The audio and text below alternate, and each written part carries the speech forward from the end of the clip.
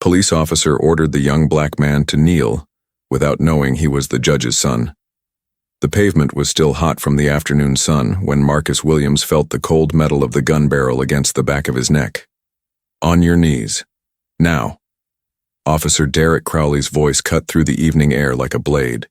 His hand trembled slightly, not from fear, but from something darker, something that had been festering inside him for years. Marcus froze. His grocery bag slipped from his hands, oranges rolling across the sidewalk of Maple Street, the same street where he'd learned to ride a bike 23 years ago. The same street where Mrs. Patterson still watered her roses every evening at 6. The same street where he was now being forced to his knees in front of a growing crowd of neighbors. I said, "On your knees, boy." The word boy hung in the air like poison. Marcus had heard it before, whispered in college hallways, muttered in job interviews, spat out in moments exactly like this one. But hearing it on his own street, 3 blocks from the house where he grew up, made his blood run cold. "Officer, I live here," Marcus said, his voice steady despite the rage building in his chest. "I'm just coming home from the store. I'll decide what you're doing." Crowley pressed the gun harder against Marcus's neck. "I got a call about a suspicious person matching your description. Black male, 20s, hoodie. You fit the profile." Marcus wasn't wearing a hoodie. He wore a button-down shirt and slacks. He'd just come from the community center where he tutored kids in math every Thursday evening. But facts didn't matter when prejudice had already drawn its conclusions. "Get down. Last warning." The crowd grew larger. Mrs. Patterson stood on her porch, hand over her mouth. "Mr. Chen from the corner store had come out, phone raised, recording. Marcus could see the fear and anger in their eyes, not fear of him, but fear for him. Slowly, Marcus knelt. The concrete bit into his knees through his dress pants. His hands, raised above his head, trembled not from fear but from the sheer injustice of the moment. He'd done everything right. Graduated top of his class, stayed out of trouble, helped his community. And still here he was, on his knees, a gun to his head on his own street. "Empty your pockets, slowly." Marcus complied. Wallet, keys, phone. A crumpled receipt from the grocery store, timestamp showing he'd checked out 7 minutes ago. Crowley kicked the items aside without looking at them. "You got ID?" "In the wallet, Officer Crowley." Marcus had glimpsed the name tag. "Shut up. I didn't give you permission to speak." Another officer arrived, younger, with uncertain eyes. "Derek, maybe we should stay out of this, Rodriguez. I'm handling it." Officer Rodriguez looked at Marcus, then at the crowd, then at his partner. Something in his expression suggested he knew this was wrong, but he said nothing. Silence, Marcus had learned, was its own form of violence. "Spread your hands on the ground, face down." This was the moment Marcus had been trained for by his father since he was 12 years old. "If you're ever stopped by police," Judge Richard Williams had told him, hands gripping his young shoulders, "you comply. You survive. You come home. Justice comes later." But Marcus was 23 now, not 12. He had a law degree from Columbia. He'd spent summers interning at civil rights organizations. He knew his rights. And something inside him, perhaps his father's own stubborn sense of dignity, perhaps his mother's quiet courage, refused to let this moment pass without resistance. "Officer Crowley," Marcus said, his voice clear and measured, "I'm going to remain on my knees, hands visible as you've instructed. But I will not lie face down on this pavement. I have committed no crime. I have the right to know what I'm being accused of, and I'm exercising my right to film this encounter." "You're right." Crowley's laugh was ugly. "You think you have rights? You think that diploma makes you special?" The words slipped out before Marcus could stop them. "How did you know I have a diploma?" Crowley's face darkened. He'd revealed something. That this wasn't random. That Marcus had been watched, known, targeted perhaps not for what he'd done but for who he was. A young black man who'd made something of himself in a town that preferred him invisible. "You're under arrest for resisting an officer." "I haven't resisted anything." "You're resisting now." Crowley grabbed Marcus's arm, twisting it behind his back with unnecessary force. The crowd gasped. Someone shouted. Mrs. Patterson was on her phone, and Marcus could hear her shaking voice.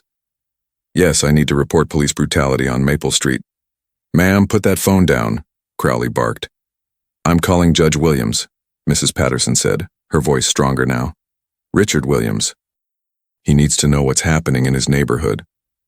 Marcus's heart stopped. His father, the one person he'd hoped wouldn't see him like this, humiliated, helpless, handcuffed on the street like a common criminal. The one person whose respect and pride meant everything to him.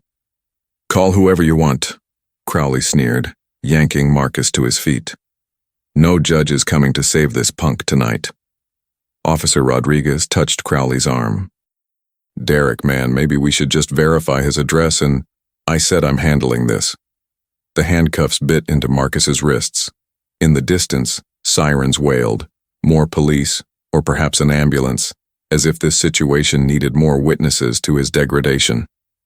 The evening sun cast long shadows across Maple Street, and Marcus thought about all the times he'd walked this same path as a child, holding his father's hand, believing that if he just worked hard enough, stayed clean enough, proved himself enough, he'd be safe. That belief shattered on the concrete beside the scattered oranges. As Crowley shoved him toward the patrol car, Marcus caught sight of a black sedan turning onto Maple Street, moving fast. Too fast for the residential speed limit. The car screeched to a halt and a figure emerged, tall, commanding, in a suit that still bore the crease of a long day in court. Judge Richard Williams had arrived, but Marcus didn't feel relief.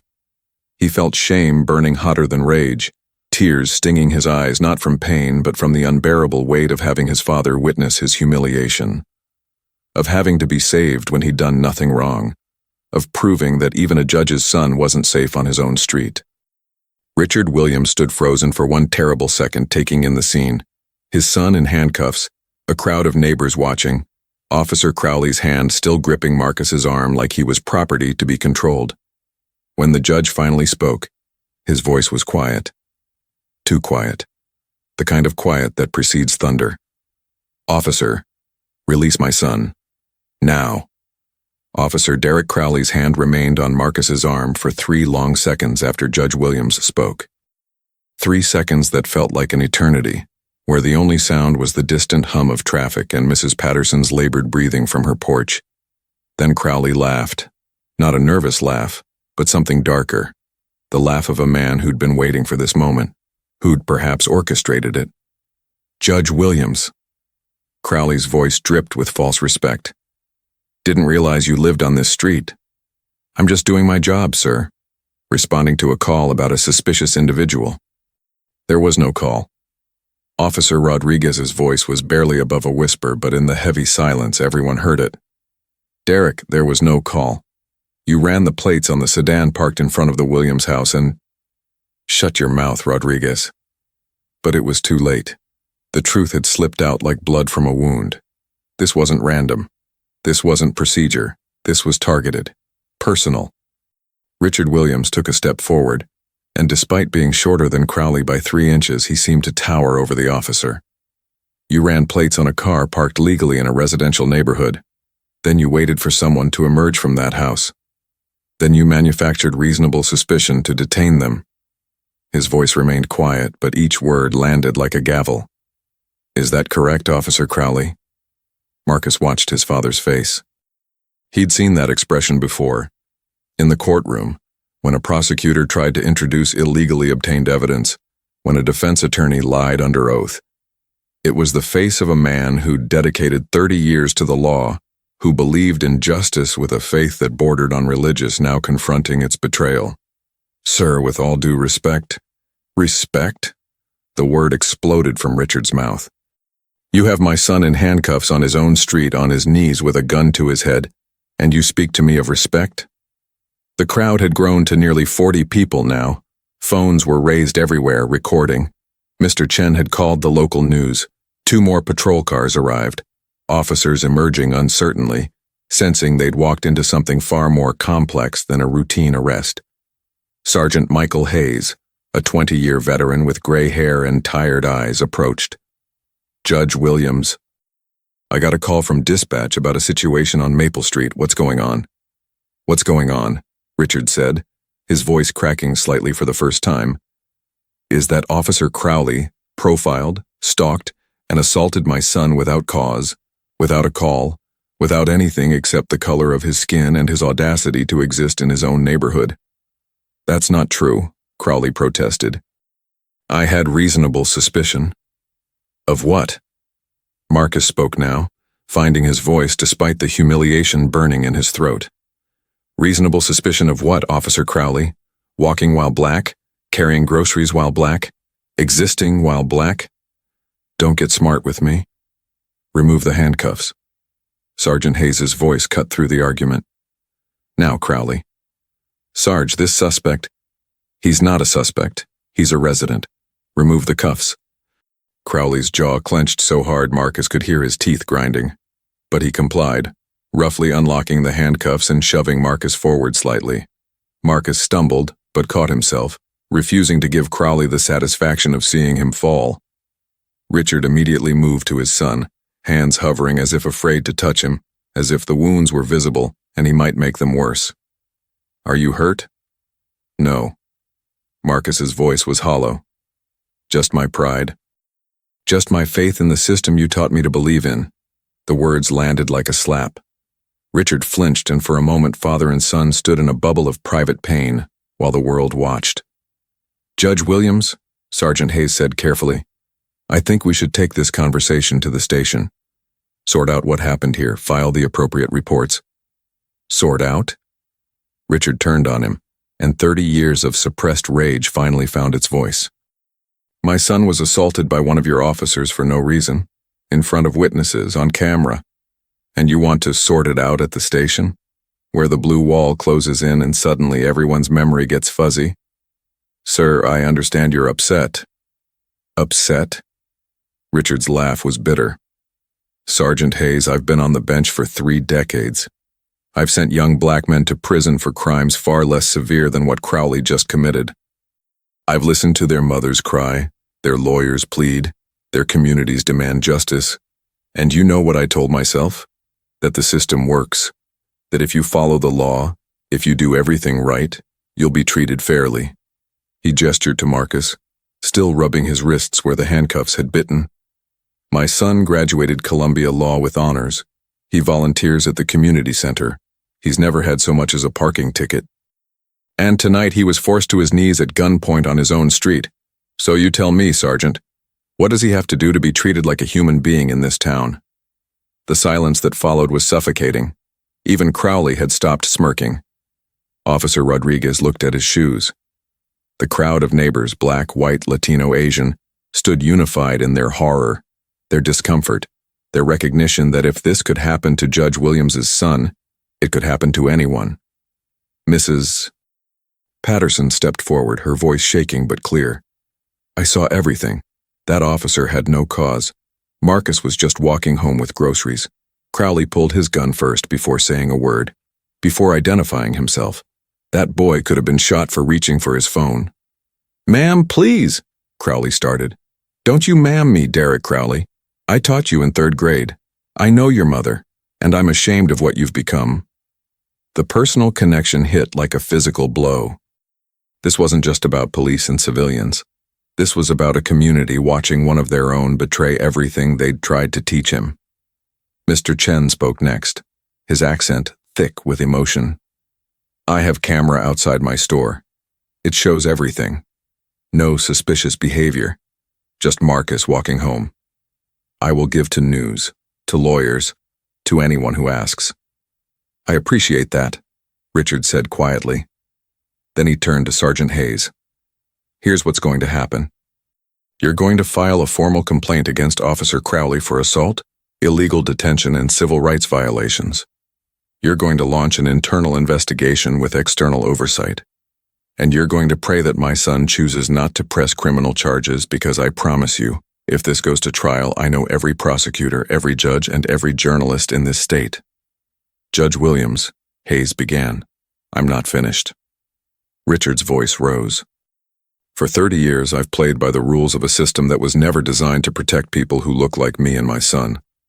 I've swallowed my anger, preached patience, counseled young black men to comply and trust the process.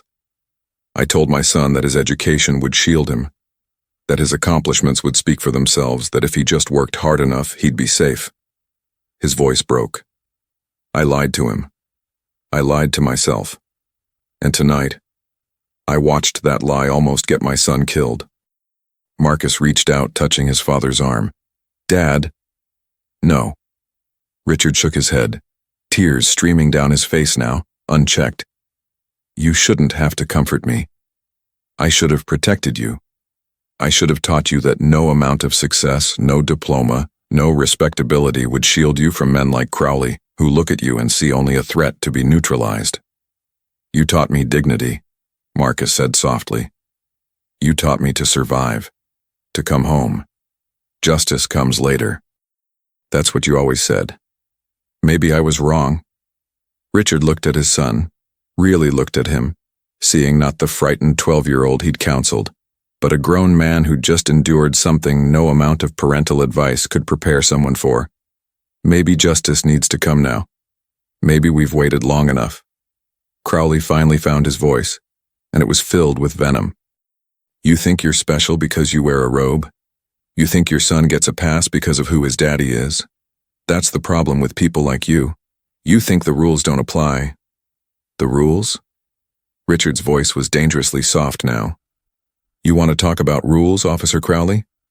Rule number 1, you don't detain someone without reasonable suspicion.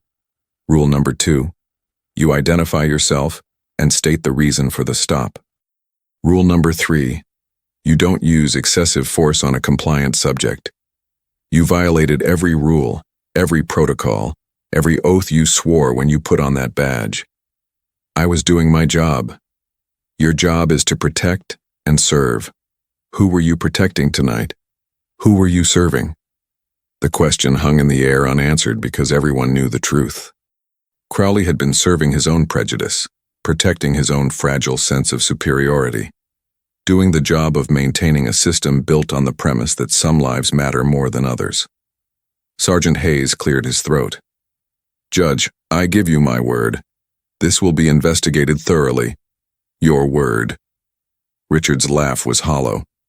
"How many times have I heard those words in my courtroom?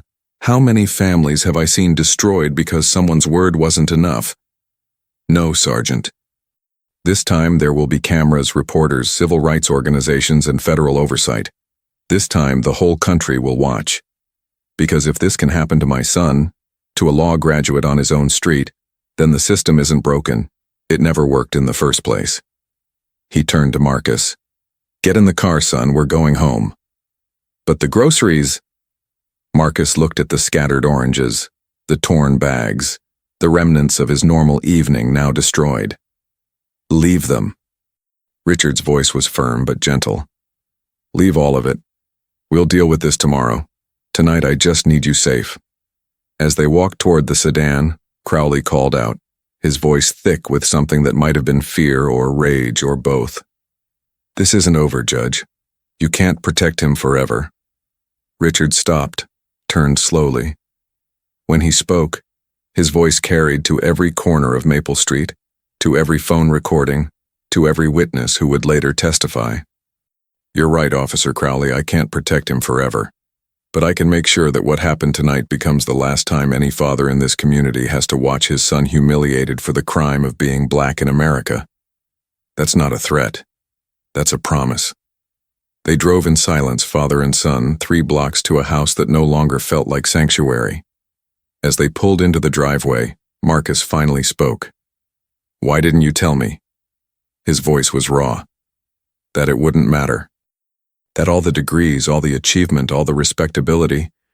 Why didn't you tell me it wouldn't protect me?" Richard gripped the steering wheel, knuckles white. "Because I wanted to believe it would. Because I needed to believe that the world I was leaving you would be better than the one I inherited. Because hope, even false hope, seemed kinder than the truth." "And what is the truth?" Richard looked at his son, this young man he'd raised to be exceptional, who'd done everything right and still ended up on his knees with a gun to his head. "The truth is that we've been fighting the same battle for generations. And maybe it's time we stopped fighting it their way, on their terms, in their courts. Maybe it's time for something different. Like what? I don't know yet. Richard's voice was thick with exhaustion and something else, a dangerous kind of determination. But I know this. What happened tonight can't stand, and it won't. Not while I have breath in my body and a voice to speak. They sat in the car for a long moment, two men bound by blood and trauma, by love and rage, by the impossible task of surviving in a world that saw them as threats before humans. Inside the house, the phone was already ringing. News stations, lawyers, civil rights organizations. The video from Maple Street was going viral, hashtags forming, outrage spreading like wildfire across social media. But Marcus didn't care about any of that. All he could think about was the feel of concrete against his knees, the weight of a gun against his neck, and the terrible knowledge that tomorrow he'd have to walk those same streets, past those same neighbors, carrying the memory of his own humiliation like a scar that would never fully heal. Justice might come later, as his father had always promised. But dignity, once stolen, was harder to reclaim. The video had 17 million views by morning. Marcus woke to the sound of helicopters circling overhead, news stations competing for aerial shots of the house where the judge's son lived. His phone had 847 missed calls, 2,341 text messages, and his social media accounts had been flooded with everything from supportive messages to death threats. He lay in his childhood bedroom, staring at the ceiling where glow-in-the-dark stars still clung from when he was 8 years old. Back then, his biggest fear was monsters under the bed. Now he knew the real monsters wore badges and hid behind the law. A soft knock on the door. "Marcus? You awake?" His father's voice sounded decades older than it had yesterday. "Yeah. Come in." Richard entered, still in yesterday's suit, wrinkled now, tie loosened. He hadn't slept. Marcus could see it in the redness of his eyes, the slump of his shoulders. In one hand he carried a newspaper, in the other, a cup of coffee that had gone cold. "It's everywhere." Richard held up the newspaper. The headline screamed, "Judge's son detained at gunpoint. Video sparks national outrage." Below it, a photo captured the moment. Marcus on his knees, Crowley's gun visible, Richard's face frozen in horror. The image was devastating in its clarity, its undeniable truth. "CNN, MSNBC, Fox News, they're all covering it," Richard continued. "The ACLU called. So did the NAACP, the Southern Poverty Law Center, 3 senators, and the mayor. Everyone wants a statement." "What did you tell them?" "Nothing yet. I wanted to talk to you first." Richard sat on the edge of the bed, the mattress creaking under his weight. "This is your story, son. Your trauma. You get to decide how it's told." Marcus sat up, pulling his knees to his chest, a defensive posture he'd unconsciously adopted. "What if I don't want it told at all? What if I just want to forget it happened?" "Can you?" Richard asked gently. "Can you really forget?" The silence was answer enough. "There's something else." Richard's voice dropped. "I got a call from Chief Morrison at 3 this morning. Officer Crowley has been placed on administrative leave pending the investigation." "But Marcus..." He paused, choosing his words carefully. "There have been 3 other complaints against Crowley in the past 18 months, all dismissed, all involving young black men, all marked as unfounded or resolved internally." Marcus's blood ran cold. 3 others? One was 17, stopped for looking suspicious outside his own school. Another was 25, pulled over for a broken taillight that wasn't broken. The third, Richard's voice cracked. The third was 16. Crowley used a chokehold. The boy was hospitalized. And nothing happened to him? The complaints were filed. Then they disappeared into the system. Parents were told there wasn't enough evidence, that their sons had been uncooperative, that pressing charges would only make things worse. Richard's hands clenched into fists. "I reviewed cases in that precinct for years and never saw these complaints. They were buried." "By who?" "That's what I intend to find out." A crash from outside made them both jump. Through the window, Marcus could see protesters gathering, some holding signs supporting him, others with counter-protests defending police. The division was stark, visible, dangerous. "Mr. Williams! Judge Williams!" A reporter's voice carried through a bullhorn. "Can you comment on allegations that you're using your position to target Officer Crowley?" Richard's jaw clenched. They're already trying to flip the narrative. Make this about a privileged judge protecting his son rather than a systemic problem. "Aren't I privileged?" Marcus's voice was bitter. "I have you. I have resources, lawyers, a platform. What about those other 3 boys? What about the ones who don't have a judge for a father?" The question hung between them, heavy with guilt and responsibility. Richard stood, walked to the window. "You're right. You have advantages they don't. So the question is, what do we do with that privilege? Do we use it just to protect ourselves, or do we use it to break down the system that failed them?" Before Marcus could answer, his phone rang. An unknown number. He almost didn't answer, but something made him pick up. "Hello? Is this Marcus Williams?" A woman's voice, young, trembling. "Yes. Who is this?" "My name is Jasmine Carter. My brother was one of the boys Officer Crowley hurt, Deshawn. He was 17. Marcus's heart stopped. He put the phone on speaker so his father could hear. "I saw the video," Jasmine continued, her voice thick with tears. "I saw what he did to you, and I needed you to know that you're not alone, that it's been happening, that we tried to fight it but nobody listened. Nobody cared until it happened to a judge's son." The accusation in her words was unintentional, but undeniable. "Jasmine," Marcus said softly, "tell me about Deshawn." The story that poured out was heartbreaking in its familiarity. Deshawn had been walking home from basketball practice. Crowley stopped him, claimed he matched the description of a suspect. When Deshawn asked what he was suspected of, Crowley became aggressive. The confrontation escalated. Deshawn ended up in the hospital with a fractured rib and trauma to his windpipe. "We filed a complaint," Jasmine said. "We did everything right. But then someone from the police department came to our house, said if we pursued it, they'd dig into Deshawn's past. He'd been suspended once in 9th grade for a fight. They said they'd use it against him, make him look like a thug." "So you dropped it," Richard said quietly. "We didn't have a choice. We don't have money for lawyers. My mom works 2 jobs just to keep us in our apartment. How were we supposed to fight the entire police department?" Marcus closed his eyes, shame and rage warring inside him. "Where is Deshawn now?" "He won't leave the house. It's been 6 months and he won't leave. He's afraid. Every time he sees a police car, he has a panic attack. He dropped out of school, stopped playing basketball, stopped being Deshawn." The silence that followed was suffocating. "Jasmine," Marcus finally said, his voice steady despite the tears streaming down his face. "I want to meet Deshawn. I want to hear his story. And I want to make sure that what happened to him, what happened to me, never happens to anyone else." "You mean that?" "I mean that." After they hung up, Marcus looked at his father. Something had shifted in him during that phone call. The shame of his privilege had transformed into something else. Purpose. "I need to make a statement," Marcus said. "Not just about what happened to me, about all of them." Richard nodded slowly. "Are you sure?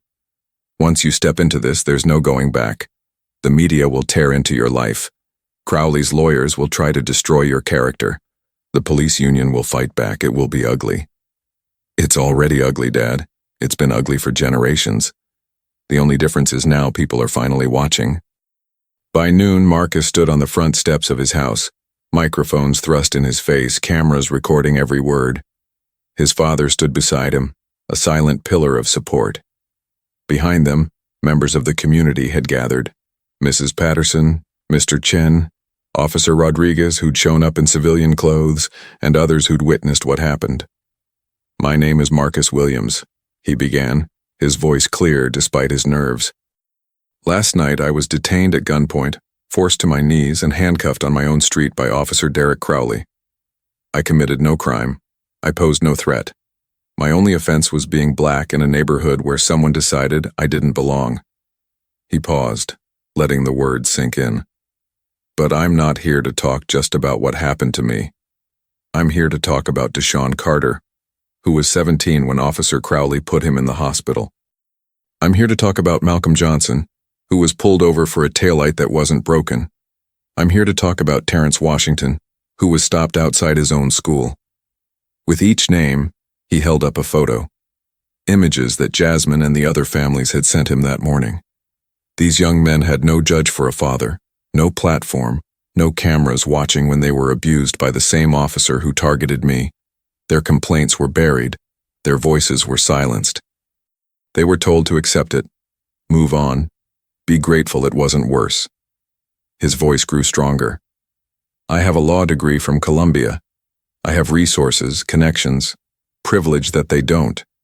And I could use those advantages to protect only myself, to make sure my own case is handled properly while theirs remain forgotten. He looked directly into the cameras. But I won't, because this isn't about me. This is about a system that treats black bodies as threats to be controlled, rather than lives to be protected. This is about officers like Derek Crowley, who know they can abuse their power because the system will protect them. This is about the 3 complaints that were buried, the families that were silenced, the boys whose trauma was deemed less important than maintaining the image of a police department. Marcus felt his father's hand on his shoulder, steady and supportive. Today I'm announcing that I will not be pressing charges as an individual.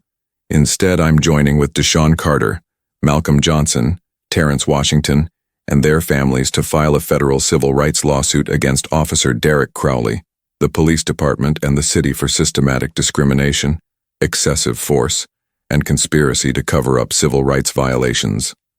The crowd erupted, some cheering, others shouting questions, reporters scrambling for follow-ups.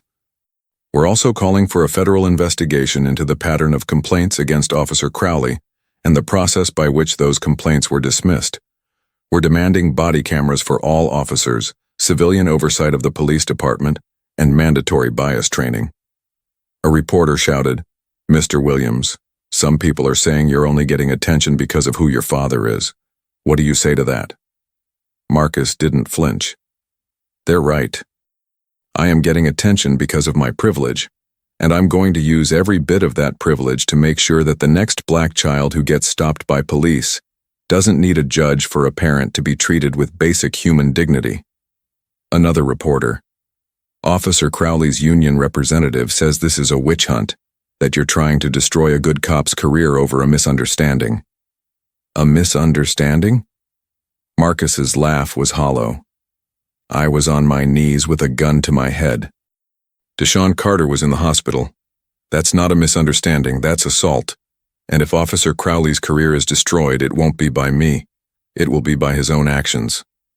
The questions continued, but Marcus had said what he needed to say. As he stepped back from the microphones, he saw them, standing at the edge of the crowd, barely visible among the reporters and protesters. 4 young black men. One was using crutches. Another kept his head down, hood up, as if trying to be invisible. They were watching him with expressions that mixed hope and skepticism, belief and doubt. Deshaun Carter raised his hand in a small wave. Marcus waved back, and in that gesture, an unspoken promise passed between them. You are not alone. You are not forgotten. Your pain matters. That evening, as the sun set over Maple Street, Marcus returned to the spot where he'd been forced to his knees. The scattered oranges had been cleaned up, but the stain of what happened remained, invisible to the eye but permanent in memory. Mrs. Patterson came out of her house, carrying something wrapped in cloth. "I made you something," she said, handing it to him. "Open it." Inside was a hand-stitched wall hanging with words embroidered in gold thread. "Dignity is not given. It is claimed." My grandmother made something similar during the civil rights movement, Mrs. Patterson explained, her eyes misty. She said that every generation has to fight the same battle. I'd hoped your generation wouldn't have to. But if you must fight, fight knowing that you stand on the shoulders of giants. Marcus hugged her. This woman who'd taught his tormentor in 3rd grade, who'd called his father during his moment of crisis, who represented the best of what community could be. "Thank you," he whispered, "for seeing me, for believing me." "Baby," she said, cupping his face in her weathered hands, "I've always seen you." The question was, would the world finally open its eyes? As Marcus walked back to his house, he passed the place where his groceries had fallen. New oranges sat there, dozens of them, left by neighbors in a silent show of solidarity. Some had messages attached. "We stand with you. Justice for Deshaun." No more silence. He picked up one orange, held it in his hand, felt its weight. Yesterday, this simple fruit had rolled across the pavement during his humiliation. Today, it was a symbol of something else: community, resistance, hope. Inside, his father was on the phone with lawyers, activists, journalists. The machinery of justice was grinding into motion, slow and imperfect, but moving. Marcus climbed the stairs to his room, hung Mrs. Patterson's gift on the wall where his law degree already hung. The 2 pieces of cloth, one representing achievement, the other representing survival, seemed to speak to each other. His phone buzzed. A text from Jasmine. "Deshaun wants to meet you. Thank you for seeing him, for seeing all of us." Marcus typed back, "Tomorrow. Let's start planning how we change this system together." He lay in bed, exhausted but unable to sleep. Outside, helicopters still circled. Protesters still chanted. The world still argued about what had happened on Maple Street. But inside Marcus Williams, something had crystallized, a clarity born of trauma but tempered by purpose. He couldn't undo what had happened. He couldn't erase the feeling of concrete against his knees or the weight of a gun against his neck. But he could make sure it meant something. He could transform his pain into power, his humiliation into a catalyst for change. Justice might come slowly, as his father had always warned. But transformation, Marcus was learning, sometimes began with a single moment of courage, a decision to stand up after being forced to kneel, to speak out after being told to shut up, to fight back against a system designed to break you. The revolution wouldn't be televised, the old saying went. But this one would be. And Marcus Williams, the young man who'd been forced to his knees, would be standing at its center, refusing to kneel ever again. The federal courthouse on Center Street had never seen a crowd like this. 3 months after that night on Maple Street, Marcus Williams walked up the marble steps alongside Deshaun Carter, Malcolm Johnson, and Terrence Washington.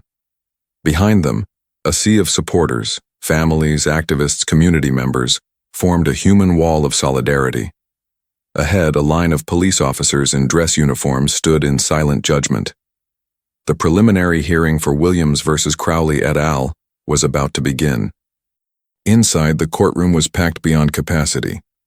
Judge Martha Henderson, a black woman in her 60s who'd fought her own battles with discrimination, presided with a stern but fair presence.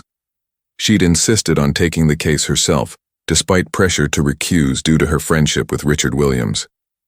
"The law is the law," she'd said in her chambers.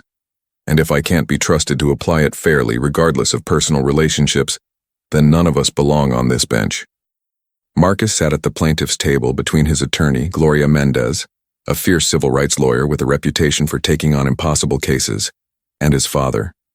Richard had recused himself from all judicial duties related to the case but insisted on being present as a father, not a judge. Across the aisle, Officer Derek Crowley sat with his lawyers, his police union representative, and a PR consultant. He wore his dress uniform, medals gleaming, every inch the decorated officer. His face was a mask of calm confidence, but Marcus noticed the way his jaw clenched, the way his eyes kept darting to the gallery where reporters recorded every moment. "All rise." Judge Henderson entered, her robes flowing, her presence commanding instant silence.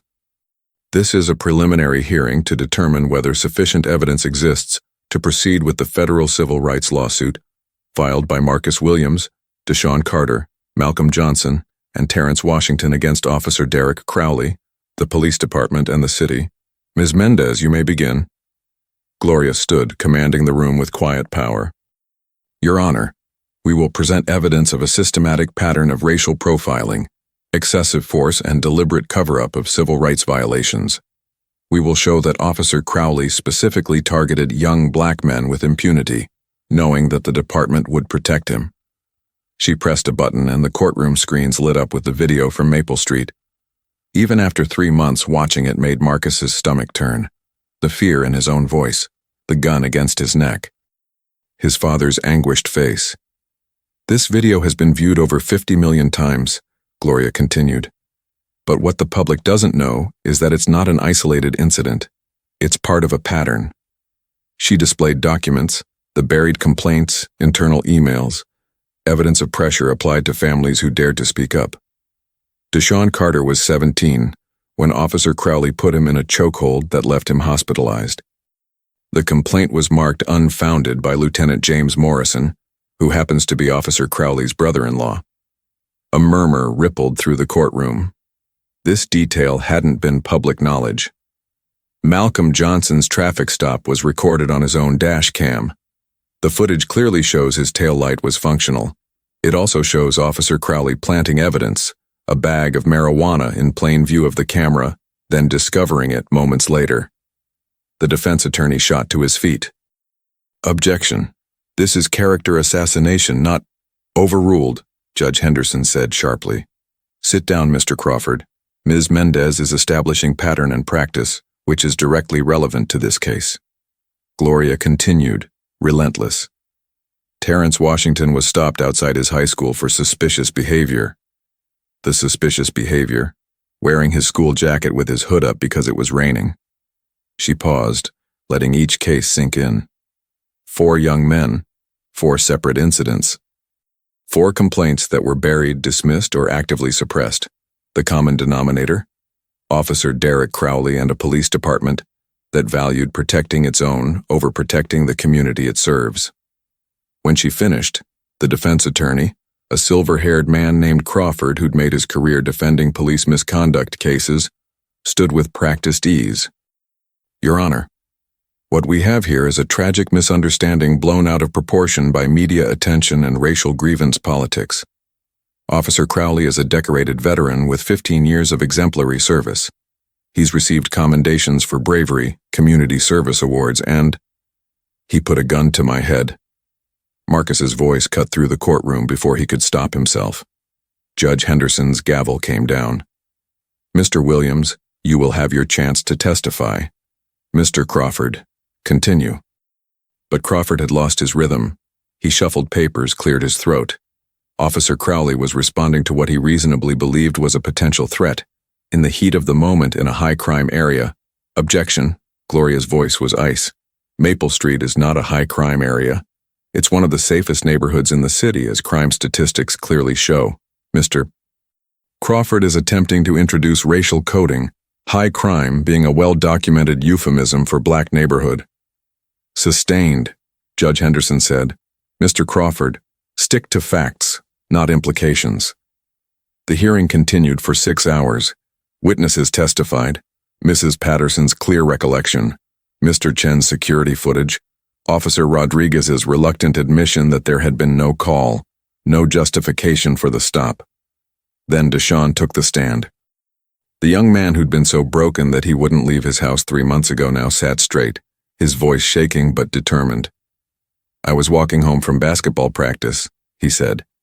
It was 7:30 p.m., still light out. Officer Crowley pulled up next to me, told me to stop. I asked why. He said I matched the description of a suspect. I asked what crime. He got out of the car and grabbed me. Deshaun's mother sobbed quietly in the gallery. I tried to pull away, not to run, just to get some space. He said I was resisting. Then he put his arm around my neck. I couldn't breathe. I thought I was going to die. What happened next? Gloria asked gently. I woke up in the hospital. My mom was there, crying. The police said if we filed a complaint, they'd make sure everyone knew I'd been in a fight at school once. They said no one would believe me. They said it would be my word against a decorated officer's. Crawford cross-examined, trying to poke holes, but Deshaun held firm. So did Malcolm. So did Terrence. Finally, Marcus took the stand. He described that evening in detail, The groceries, the gun, the humiliation of being forced to his knees on his own street. But he also described something else. "I have every advantage in the world," Marcus said, looking directly at Judge Henderson. "Education, resources, a father who knows the system. And still, none of it mattered. Because when Officer Crowley looked at me, he didn't see a law graduate or a community volunteer. He saw a threat that needed to be neutralized. And that's the problem. Not that I was treated this way despite my accomplishments, but that anyone is treated this way regardless of their accomplishments." Crawford's cross-examination was brutal. He tried to suggest Marcus had been aggressive, uncooperative, that his father's position had made him feel entitled. "Isn't it true, Mr. Williams, that you refused to lie face down when ordered?" "I exercised my legal right to remain on my knees with my hands visible," Marcus replied calmly. "I was compliant. I was not required by law to prostrate myself on the ground." "You argued with Officer Crowley." "I asked questions, which is my First Amendment right." "You mentioned your education, as if that should exempt you from standard police procedures." "No." Marcus's voice was firm. "I mentioned my education to point out that even with every advantage, I was still treated as guilty until proven innocent. Not because I should be treated better than others, but because no one should be treated the way Officer Crowley treated me, or Deshawn, or Malcolm, or Terrence." The courtroom was silent. Crawford tried one more angle. "Mr. Williams, isn't it true that you've become something of a celebrity from this incident? Book deals, speaking engagements, a profile in Time magazine. Haven't you profited from this trauma?" Gloria objected, but Marcus held up his hand. "I'll answer." He looked at Crowley for the first time since entering the courtroom. "I would give back every interview, every article, every moment of attention if it meant I could go back to that evening and just walk home with my groceries without a gun to my head. I would trade all of it to give Deshawn back the 6 months he lost to fear. I would sacrifice every bit of visibility if Malcolm didn't have PTSD from being falsely arrested. I would give anything for Terrence to feel safe in his own neighborhood again." His voice broke slightly. "You want to know what I've gained from this? Nightmares, panic attacks when I see a police car, the knowledge that my father's faith in the system was built on a lie. So no, Mr. Crawford, I haven't profited from my trauma. I've survived it, and I'm using that survival to make sure others don't have to endure what we did." The hearing concluded as the sun set over Manhattan. Judge Henderson announced she would issue her ruling within 2 weeks. Outside the courthouse, the media swarmed. Marcus stood with the other plaintiffs, their arms linked in solidarity. "Mr. Williams, do you think you'll win?" Marcus looked at Deshawn, who'd found his voice again, at Malcolm, who'd learned to trust his own truth, at Terrence, who'd discovered his courage. "We've already won," Marcus said. "Because we're here. Because we refuse to be silenced. Because the next young black man who gets stopped by police will know he's not alone, that his complaint matters, that there are people who will fight for him." As the crowd dispersed, Marcus noticed a figure standing apart from everyone else. A uniformed officer, young, black, watching with an expression Marcus couldn't quite read. The officer approached slowly. "Mr. Williams, I'm Officer David Thompson. I've been on the force for 3 years." Marcus tensed instinctively. "I just wanted to tell you." Thompson's voice was thick with emotion. "I became a cop because I wanted to help my community, to be different, to prove that not all of us are like Crowley. But watching this case, reading those reports, seeing how the department protects its own even when they're wrong." He stopped, struggling. "I don't know if I can keep wearing this badge." Marcus studied the young officer, seeing in him the same conflict his father must have felt for years, believing in a system while knowing it was broken. "Don't quit," Marcus said finally. "We need good officers. We need people inside the system who will stand up, who will refuse to look away when their partners cross the line. Officer Rodriguez testified for us. You could be like him. The system doesn't change from the outside alone. It needs people on the inside willing to break the code of silence." Thompson nodded slowly, then extended his hand. Marcus hesitated only a moment before shaking it. "Thank you," Thompson said, "for being brave enough to fight." "Thank you," Marcus replied, "for being brave enough to question." That night, Marcus sat in his father's study surrounded by law books and case files. Richard was at his desk reading Judge Henderson's previous rulings, trying to predict her decision. "Do you think we'll win?" Marcus asked. Richard looked up, his reading glasses perched on his nose. "Legally, the evidence is overwhelming. Morally, we've already won by exposing the pattern. Practically?" He sighed. "The system protects itself, son, even when it's clearly wrong." "Then what's the point? Why fight if the system is designed to protect people like Crowley?" "Because every fight chips away at that protection. Because every exposure makes the next cover-up harder. Because every person who refuses to accept injustice makes the ground shift a little more." Richard removed his glasses, rubbing tired eyes. "Your generation thinks change should be immediate. Mine learned it's incremental. The truth is probably somewhere in between. I'm tired, Dad." Marcus's admission was raw. "I'm tired of being the symbol, the spokesman, the face of a movement I never asked to lead. I just wanted to walk home with my groceries." "I know." Richard moved to sit beside his son. "But heroes rarely choose their moments. The moment chooses them. And when it does, you have two options: run from it or rise to it. What if I'm not strong enough?" You knelt on that pavement with a gun to your head and still maintained your dignity. "You're stronger than you know." They sat in silence, father and son, both carrying burdens neither had asked for but both refusing to set down. Outside, the city hummed with its endless rhythm. Somewhere, another young black man was being stopped by police. Somewhere, another family was deciding whether to file a complaint or stay silent. Somewhere, the system was grinding on, indifferent to individual suffering. But something had shifted. The wall of silence had cracked. The pattern had been exposed, and 4 young men who'd been told their pain didn't matter were proving otherwise. 2 weeks later, Judge Henderson issued her ruling. The case would proceed to trial. The battle was far from over, but for the first time in a long time, justice felt possible. And sometimes possibility is where transformation begins. The trial lasted 6 weeks. Every day, Marcus walked into that courthouse alongside Deshawn, Malcolm, and Terrence. Every day they faced Officer Crowley across the courtroom, and every day more of the truth emerged, not just about one officer's misconduct, but about a system that had protected him for years. The turning point came on day 23.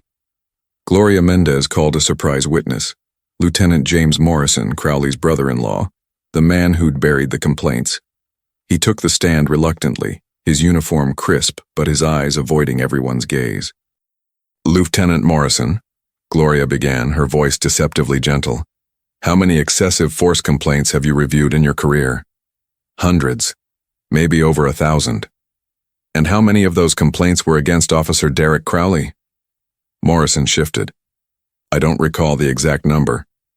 Gloria displayed a document. "According to internal records, you personally reviewed and dismissed 11 complaints against your brother-in-law over a 7-year period. 11 complaints, all involving young black males, all marked unfounded or unsubstantiated. Is that correct?" The courtroom held its breath. "I followed department protocol," Morrison said defensively. "Did department protocol include calling the families of complainants and suggesting they drop their cases? Did it include threatening to investigate their children's school records?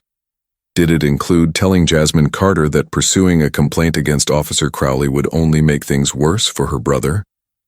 Morrison's face went pale. "I was trying to protect those families. From what? From justice? From a system that would eat them alive." Morrison's composure cracked. "You think I wanted to bury those complaints? You think I slept well knowing my brother-in-law was out there hurting kids? But I've been on the force for 28 years. I know how it works. If those families had pressed charges, the department would have destroyed them. Their kids would have been marked, followed, harassed until they dropped out, moved away, or ended up in the system for real." The courtroom was silent, shocked by this admission. "So you made the choice for them," Gloria said softly. "You decided that protecting your brother-in-law and the department's reputation was more important than giving those families their day in court." I was trying to spare them worse pain. Or were you trying to spare yourself the pain of choosing between family loyalty and the oath you swore to serve and protect? Morrison's silence was answer enough. Judge Henderson leaned forward. Lieutenant Morrison, are you saying that you knowingly suppressed evidence of civil rights violations to protect both your brother-in-law and the department's image? Morrison looked at his hands, at the badge pinned to his chest, at the career he'd built on a foundation of compromises and buried truths. When he finally spoke, his voice was barely a whisper. Yes, Your Honor, I did. The courtroom erupted. Crawford tried to object, to claim coercion, but Judge Henderson's gavel brought order. This witness will remain available for further testimony, she declared. And I'm ordering a federal investigation into the department's complaint review process. This court is adjourned until tomorrow. That evening, Marcus found himself on Maple Street again, standing at the spot where his life had changed forever. The street was quiet now. No helicopters, no protesters, just the familiar sounds of a neighborhood settling into evening.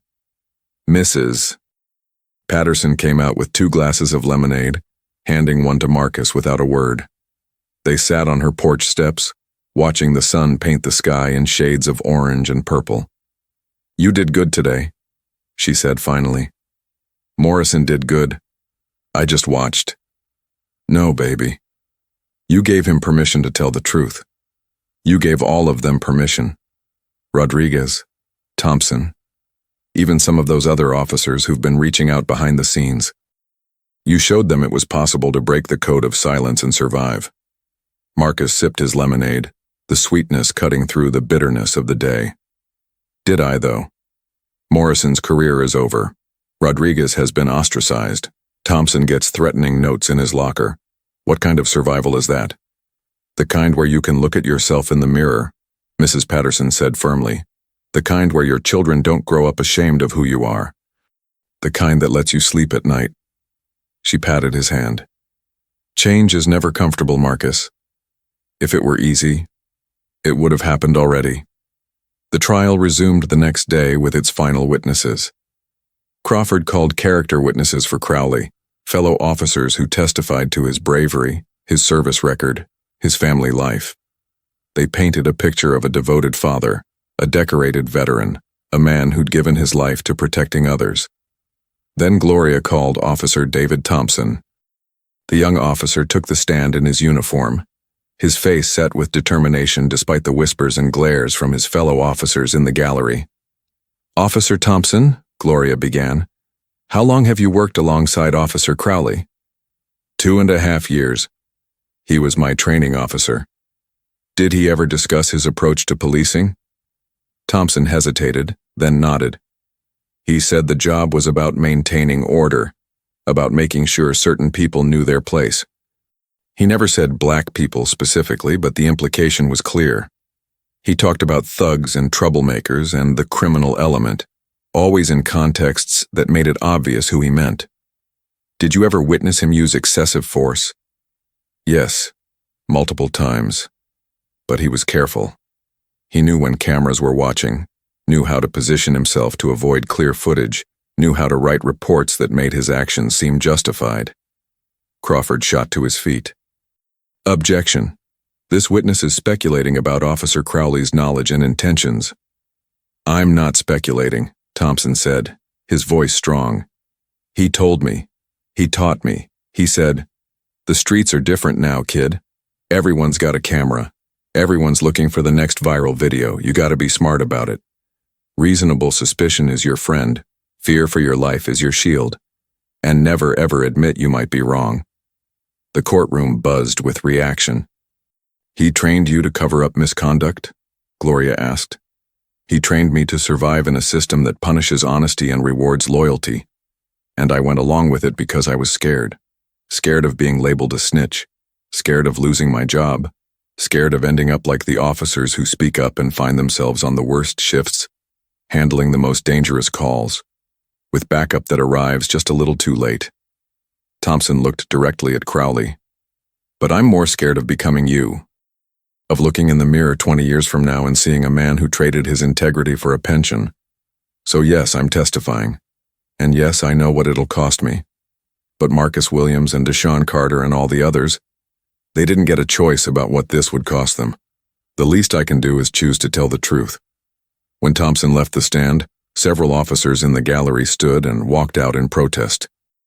But Marcus noticed others who remained, their faces thoughtful, troubled, questioning. The closing arguments came on a Friday afternoon, 6 weeks after the trial began. Crawford delivered a passionate defense, painting Crowley as a scapegoat, a good cop caught in the crosshairs of anti-police sentiment and media hysteria. Then Gloria stood for her final statement. "Members of the jury," she began, her voice calm but powerful, "this case is not about hating police. It's about holding them accountable. It's about saying that the badge does not grant permission to abuse, to discriminate, to terrorize the communities you've sworn to protect." She walked to the plaintiff's table, placing her hands on Marcus's and Deshaun's shoulders. These young men did everything right. They complied. They stayed calm. They knew their rights. And still, they were treated as threats, as criminals, as problems to be solved rather than human beings to be protected. Not because of anything they did, but because of who they are. She turned back to the jury. "Officer Crowley will tell you he was just doing his job. Lieutenant Morrison will tell you he was just following protocol. The department will tell you these were isolated incidents, unfortunate misunderstandings. But pattern is not coincidence. 11 complaints, 4 young men, years of buried evidence and silenced voices." Her voice rose. "This is not about one bad officer.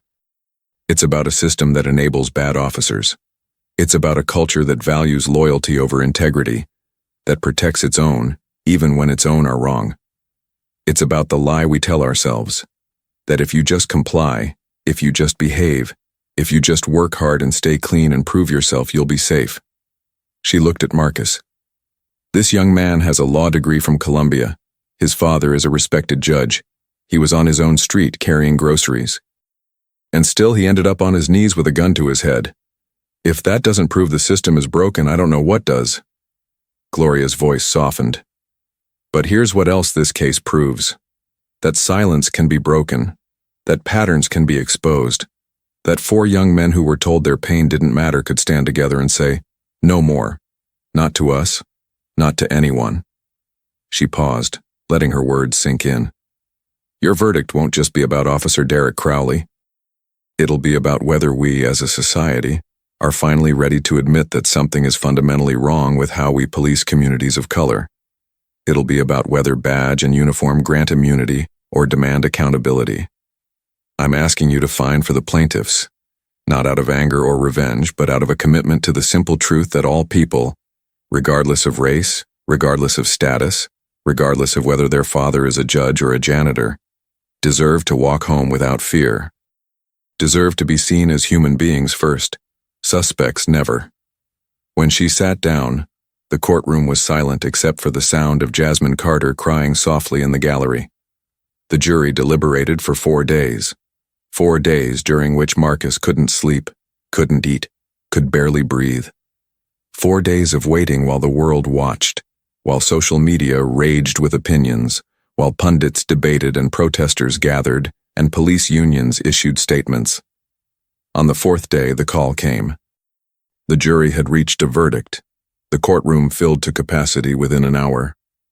Marcus sat between his father and Deshaun, their hands clasped together in a chain of solidarity that extended to Malcolm and Terrence beside them. Judge Henderson entered. "Has the jury reached a verdict?" The foreperson, a middle-aged woman with kind eyes, stood. "We have, Your Honor. In the matter of Williams et al. Versus Crowley et al. On the charge of civil rights violations, how do you find?" "We find for the plaintiffs." The courtroom exploded. Some cheered, others protested. Marcus felt his father's hand grip his shoulder as tears streamed down his face. Deshaun was sobbing openly. Malcolm and Terrence embraced. Judge Henderson's gavel brought order. "The jury will continue with the verdict." The foreperson listed each finding: excessive force, racial profiling, conspiracy to suppress evidence, failure of department oversight. Each one was a validation, a vindication, a recognition that their pain had been real, their fight had mattered. On the matter of damages, the foreperson continued, we award the plaintiffs $8.7 million to be paid jointly by Officer Crowley, the department, and the city. But Marcus didn't care about the money. What mattered was the next part. We further recommend immediate federal oversight of the police department, mandatory implementation of body cameras, civilian review board with subpoena power, and mandatory bias training for all officers. We recommend that Officer Derek Crowley be stripped of his badge and pension and face criminal prosecution for assault and civil rights violations. When it was over, when Judge Henderson had thanked the jury and adjourned the court, Marcus stood on shaking legs and turned to face the gallery. His eyes found Officer Thompson, who nodded with respect, found Mrs. Patterson, who pressed her hand to her heart, found his father, whose face showed pride, pain, and profound relief. Outside the courthouse, the media swarmed as usual, but this time Marcus didn't speak. Instead, he stepped aside and gestured to Deshawn. The young man who 6 months ago couldn't leave his house now stood before dozens of cameras, his voice steady and strong. My name is Deshawn Carter. I'm 18 years old. I love basketball. I'm planning to go to community college in the fall, and I was almost killed by a police officer for the crime of walking home. Today, a jury said that my life matters, that my pain was real, that what happened to me was wrong. His voice cracked slightly. But this verdict isn't just about me, or Marcus, or Malcolm, or Terrence. It's about every young black person who's been stopped without cause, humiliated without reason, brutalized without consequence. It's about saying that badge doesn't mean immunity, that uniform doesn't grant the right to terrorize. He looked at the camera directly. To every kid out there who's scared of police, who doesn't feel safe in their own neighborhood, I see you. Your fear is valid. Your anger is justified. But don't let it consume you. Use it. Channel it. Fight back not with violence, but with your voice, your vote, your refusal to accept injustice as normal. Marcus watched with pride as Deshawn finished, as reporters shouted questions, as this young man who'd been broken had rebuilt himself into something stronger, braver, more determined than before. That evening, the 4 plaintiffs and their families gathered at Marcus's house for a private celebration. No press, no cameras, just the people who'd fought together and won together. Richard raised a glass. To justice, imperfect, delayed, but finally arrived. To courage, Mrs. Patterson added, looking at the 4 young men, for refusing to stay silent. To transformation, Gloria Mendez said, because this verdict changes everything. But Marcus raised his glass with different words. To hope. Because even in our darkest moments, even when the system seemed designed to break us, we never stopped believing that truth could prevail. They drank together, this unlikely family bound by trauma and triumph.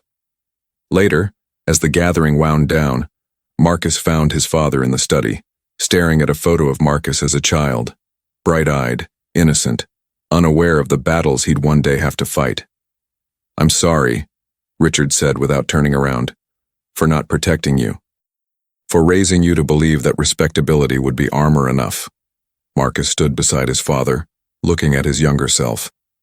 You taught me to survive, to come home. Justice comes later. That's what you always said. And I was right, Richard said quietly. You survived. You came home. And justice did come, not because the system worked as designed, but because you made it work. You and Deshawn and the others. You forced the system to see you as human beings, not threats. You did what I never had the courage to do. What's that? Demand more than survival. Demand dignity. Demand justice not later, but now. Marcus embraced his father, and in that moment, something healed between them. Not the trauma, which would always remain, but the guilt, the shame, the burden of trying to protect someone from a world that refused to see them. 3 months after the verdict, Marcus stood in the community center where he'd tutored kids in math that Thursday evening before his life changed. But today, he wasn't here to teach math. The new program, called Know Your Rights, filled the room with teenagers, parents, community members, Officer David Thompson was there too, in civilian clothes, having resigned from the force to become a community liaison and police reform advocate. "The first thing you need to know," Marcus began, addressing the room, "is that you have rights. The second thing you need to know is that knowing your rights isn't always enough. But it's a start." He taught them about reasonable suspicion, probable cause, the right to remain silent, the right to record police encounters. He taught them the phrases to use, the ways to comply while asserting dignity, the importance of witnesses and documentation. But more than that, he taught them something his father had never been able to teach him, that survival wasn't enough, that coming home wasn't the end goal, that justice delayed was justice denied, and waiting patiently for a system to fix itself was a luxury they couldn't afford. "You deserve more than to merely survive encounters with police," he told them. "You deserve to thrive, to walk home without fear, to exist in your own skin, in your own neighborhood, in your own country, without being seen as a threat first and a human being second." A young girl in the front row, couldn't have been more than 14, raised her hand. "But what if they don't care about our rights? What if we do everything right and they still hurt us?" Marcus crouched down to her level. "Then you do what we did. You document it, you report it, you find allies, you fight back. Not with violence, but with truth. And you never ever let anyone tell you that your pain doesn't matter, that you should just accept it, that speaking up will only make things worse." "But you're special," another kid said. "Your dad's a judge. You had lawyers. We don't have that." "You have something better," Marcus replied. "You have each other, you have community, you have the knowledge that you're not alone." Deshawn's family didn't have resources, but when we stood together, when we refused to let the system bury us separately, we became too loud to ignore. Over the following months, the changes began. Body cameras became mandatory, with footage subject to civilian review. The police complaint process was overhauled, with an independent civilian oversight board given real power to investigate and discipline. Bias training became comprehensive, with community members involved in designing and implementing the curriculum. Officer Derek Crowley was stripped of his badge and faced criminal charges. He was convicted of assault and civil rights violations, sentenced to 6 years in prison. A sentence that felt both too harsh for the man and too lenient for the crimes. Lieutenant Morrison resigned and cooperated with the federal investigation, which uncovered a decades-long pattern of misconduct being systematically buried. Dozens of cases were reopened. Families who'd been silenced finally got their day in court. But perhaps the most significant change was invisible. It happened in the hearts and minds of people who'd watched 4 young men refuse to accept injustice as inevitable. 2 years after that night on Maple Street, Marcus stood at a podium in the same federal courthouse where justice had finally been served. Judge Henderson was retiring, and she'd asked Marcus to speak at her ceremony. "When I was on my knees on Maple Street," he began, his voice steady despite the emotion, "with a gun to my head and my dignity stripped away, I had a choice. I could let that moment define me as a victim, or I could use it to demand change. Judge Henderson taught all of us that justice isn't about revenge. It's about restoration. It's about making things right not just for yourself, but for everyone who comes after." He looked at Deshawn in the audience, now enrolled in college and majoring in criminal justice. At Malcolm, who'd become a youth advocate. At Terrence, who worked with Officer Thompson on police reform initiatives. We didn't just survive that night and the battle that followed. We transformed it. We took our pain and turned it into purpose. We took our trauma and turned it into truth. We took our anger and turned it into action. His father sat in the front row, tears streaming down his face. Tears of pride, of grief, of hope for a future he'd once thought impossible. To everyone watching this, to every young person who's afraid, to every parent who worries when their child walks out the door, this is what I want you to know. Change is possible. Justice is possible. But they don't come from waiting patiently or hoping the system fixes itself. They come from people who refuse to accept the unacceptable, who stand up after being forced to kneel, who speak up after being told to shut up. Marcus paused, remembering that terrifying moment when everything changed. I used to think that my education, my father's position, my respectability would protect me. I learned the hard way that they wouldn't. But I also learned something else. That when we stand together, when we refuse to be divided, when we demand not just survival, but dignity, we become unstoppable. He looked at Judge Henderson, this woman who'd presided over his case with fairness and courage despite the pressure to rule otherwise. Thank you, Your Honor, for showing us that the law, imperfect as it is, can still be a tool for justice when wielded by people who truly believe in it. Thank you for seeing us, not as problems to be managed, but as human beings deserving of protection. That evening, Marcus walked down Maple Street one more time.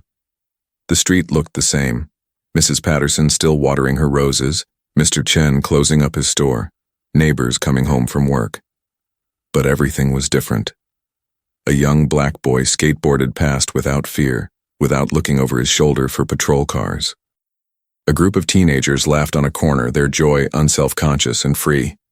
An officer, a new recruit Marcus didn't recognize, waved at Mr. Chen, and Mr. Chen waved back. It wasn't perfect. It wasn't complete. There were still incidents, still officers who resisted change, still families fighting battles in courts across the country. But it was different, better, possible. Marcus stopped at the spot where he'd knelt 2 years ago. Someone had painted a small mural on the sidewalk, 4 silhouettes standing together holding hands with words underneath.